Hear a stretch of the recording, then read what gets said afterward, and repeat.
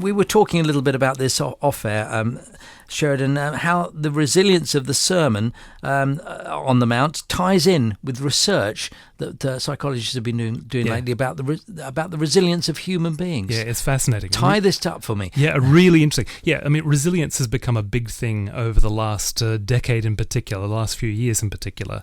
And so psychologists are coming out and saying that there's really 4 or 5 kind of key principles, key ideas, factors that can help a person to become resilient.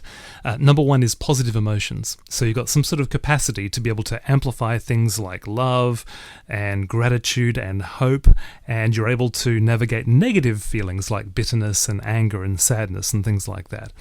Now, the interesting thing is that's in the Sermon on the Mount. Right. The second one is strong relationships. And so we have good relationships with our spouses, with our family members, with our communities, with our colleagues.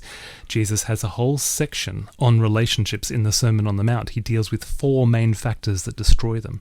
The third point is a sense of meaning to life. And we really can't get by without some sort of overall sense of meaning, some sort of sense of purpose or some grand cause that we are a part of, which helps to give us our lives some sort of meaning. This is the secular psychologist saying this. When Jesus teaches us to pray, "Your kingdom come, your will be done on earth as it is in heaven," that's our cause. He's giving us that, the kingdom of God, and our part in that.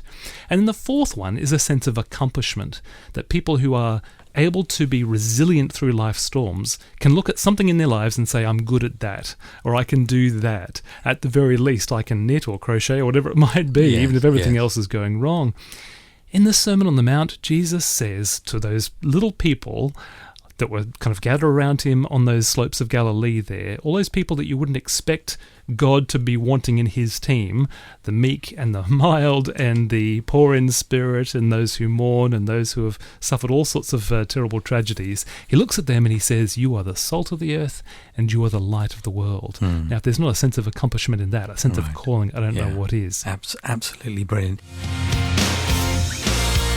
Why not start your day with Inspirational Breakfast, Monday to Fridays from 7 a.m, only on Premier Christian Radio, where faith comes to life.